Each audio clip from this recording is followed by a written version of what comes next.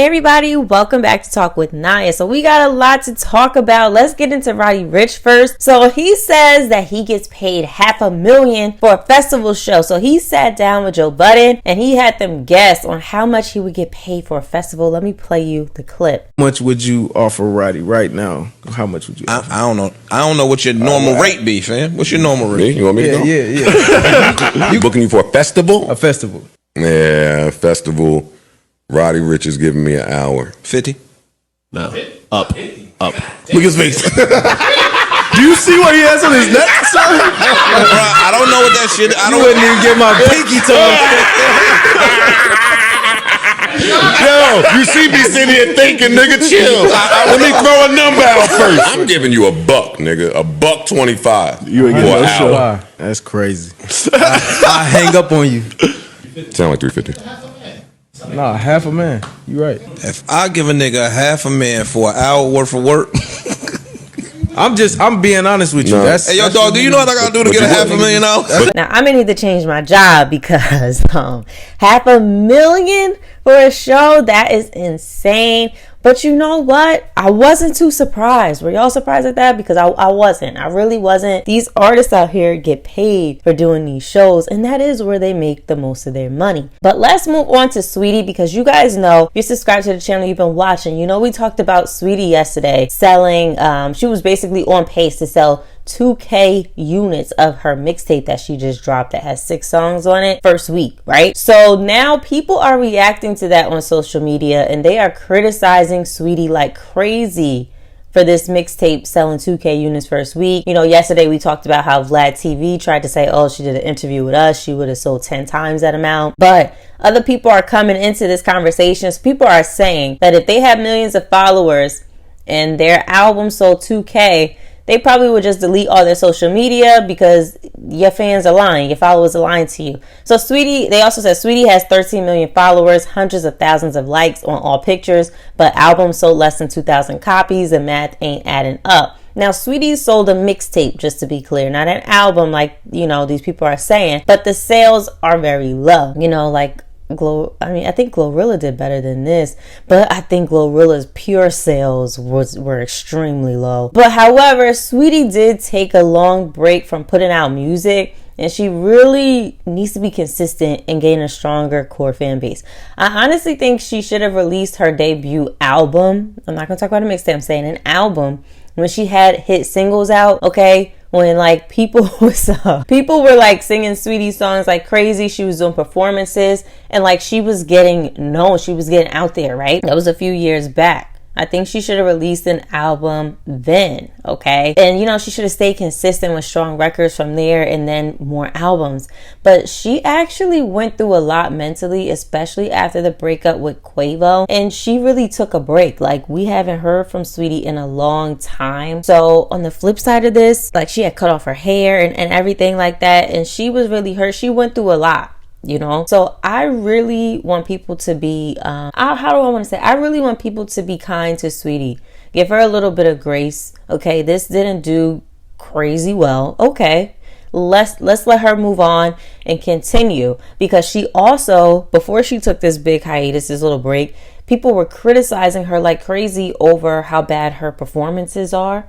You know, so she's been getting a lot of criticism, and what I don't want to happen is I don't want Saweetie to quit music. So I feel like there's only so much a person can take from the outside world and all this criticism, and a person is only so strong. I don't want her to quit music. You know, she did say a while ago she was going to a training camp or something like that so she can get better performing, and you know, she's ready to get back into music. So I'm here for welcoming Saweetie back. Okay, and I'm here to see what else is coming down the pipeline for her, and I hope she continues to put out music and continues to put her best foot forward. So we shall see what happens with all of that. But due to this conversation, people are weighing in on why female rappers in general are, you know, not selling as much albums, and they feel that a lot of these female rappers are more like influencers, and rap really may not be their niche. So let me play you that clip. It's like this kind of like a repeating thing I'm seeing, not really just with rappers, but just like nowadays. And here's my theory as to why. My first theory, and this is the one I really believe, people not buying music anymore because like you have things like Apple Music, Spotify, streaming services you already pay $4.99 or how much a month. Why should I go out and buy any other music when I could just add it to my playlist? Which moves me into my second theory. It's like Beyonce, Taylor Swift, Harry Styles. They have such a strong fan, but whenever they drop an album or a project, they fans gonna steal. They fans gonna buy. Their fan base is so solid. Even in the rap world, Drake and Kanye, they have built such a versatile fan base. Like when they drop music, their fans are going to support. And same with Nicki Minaj, like or dislike her, she's listed as one of the most anticipated people to release an album next year. And I feel like that because every person I just mentioned, we still see them as an artist first. These new younger ones, I'm not gonna lie, they more so give out influencers that decided, oh, I'm gonna hop in the booth one day and put music out. Now, of course, some of it may resonate with people to the point where they have built a strong fan base. And that's where I'm getting at. That's kind of what I'm getting at. These new girls, they're putting stuff out, but it's just not their niche. Pretty, their model, they collab. Tell rap is just not their passion. It's a hobby. And I just feel like that's somewhat the disconnect. I don't know, but that's just my theory. So what do you guys think about that? When you think about a lot of these female rappers that are just coming out or have been out for a little while, that do you feel that any of them seem like influencers more than actual artists? You know, because there's a lot of these female rappers that get hundreds of thousands of likes on their Instagram pictures, millions of followers, but their albums do 20 to 30K first week, or not even that, or, you know, their pure sales are in the toilet, you know, or they just don't have like hit records. People aren't streaming their music. I don't think people are buying music, like physical copies of music anymore anyway. But yeah, so what do y'all think about that whole situation? I thought that was interesting. Now let's move on. Let's talk about Glorilla real quick. So a clip came out of her on live and someone trying to open the door and she slammed it closed, okay? I hollered, all right? So is she hiding her boo? That's all I could think about. I wonder if Glorilla is dating somebody. So do you think she's dating? And I mean, even if she is and she wants to hide it, I don't blame her, because what I gather from Glorilla, you know, she did I think a 90-day cleanse or 60-day cleanse, something like that.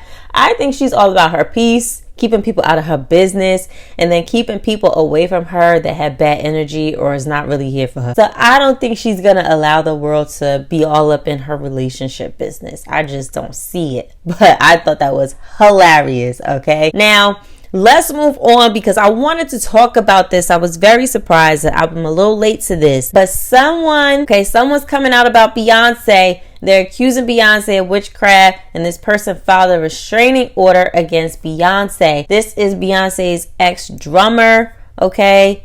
Kimberly Thompson, okay? She requested a civil harassment restraining order against Beyonce. It did get dismissed, but she did file for it, all right? Let me play you this clip. At one point, Beyonce was even accused of witchcraft by her former drummer, Kimberly Thompson, who claimed she had to relocate multiple times to build a new life after she spoke out against Queen Bee. Kimberly even filed for a restraining order against Beyonce, and in her court documents, she alleged that Beyonce started a campaign against her that included extreme witchcraft, dark magic, and disturbing magic spells. Other people I've worked with that have been on a plateau have been paid to fire me. I found this out, and then it just kept happening. So it was like, it was a pattern. You invest all this time and everything in it, and then, you know, she comes and pays people to fire me and insult me, and it's just been disastrous.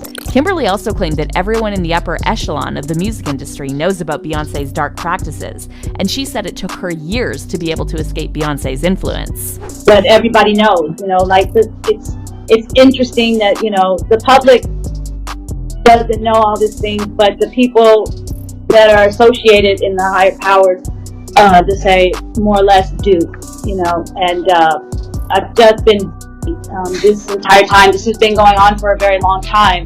And so it's taken God's strength, actually, to really make me get up and go stand up for myself. And doing that, starting with a restraining order. I don't want anything to do with this person. Now, when this news first broke, most of Beyonce's fans dismissed Kimberly as crazy and claimed she was just bitter because Beyonce fired her.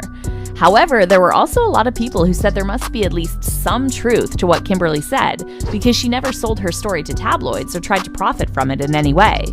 And also, Kimberly isn't the first person who claimed Beyonce sold her soul for power and influence. Former Destiny's Child member Farrah Franklin also talked about this in her interview with the Vlad TV. It wasn't about Destiny's Child or the money. It was about my happiness. And if I'm not happy, I'm not staying anywhere. So, you know what I mean? I can't give my all if I'm not happy. And I'm not selling my soul. So this is crazy. Okay, so she basically reported that, Beyonce was practicing some witchcraft, magic, or whatever against her. Okay, she also accused her of, she accused her of murdering her pet kitten. All right, so she didn't show up to a court hearing. Beyonce didn't show up. Then it got dismissed, okay? There was a lack of prosecution. So it just got dismissed. She claimed that Beyonce had people firing her and stuff like that. So I don't know, y'all. What do y'all think about this situation? Have y'all heard of this situation? I think it sounds a little crazy. Okay, but some people feel that this person is not lying because she didn't sell her story to the tabloids, all right? But I don't know. I don't know why this crept up on my timeline so randomly now if this happened a few years ago. So I don't know, okay? I don't know. But that is all I have for you guys today. I will see you guys in the next video. Bye.